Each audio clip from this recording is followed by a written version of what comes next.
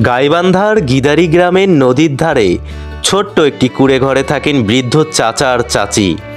চাচার বয়স হয়েছে প্রায় ৭৫ বছর। ছেলেমেয়েরা সবাই বড় হয়ে নিজেদের সংসার নিয়ে ব্যস্ত, তাই চাচা চাচি একে অপরের সঙ্গেই কষ্টে দিন কাটান। চাচা আগের মতো কাজ করতে পারেন না, তবে নদীর ধারে মাছ ধরাই তার জীবিকার শেষ ভরসা। নদীর স্রোতের সাথে যেন চাচার জীবনের কঠিন সংগ্রামের মিল খুঁজে পাওয়া যায়। যেদিন নদী প্রসন্ন থাকে, চাচার বড়শিতে প্রচুর মাছ ওঠে।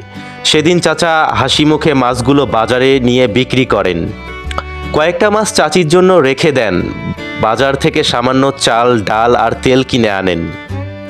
কিন্তু যেদিন মাছ কম ওঠে, সেদিন চাচার মুখে ভার হয়ে যায়। চাচা চুপচাপ সেই সামান্য মাছ নিয়ে বাড়ি ফিরে আসেন। যত কষ্টই হোক না কেন, চাচা চাচি একে অপরের সঙ্গেই শেষ দিন পর্যন্ত থাকবেন।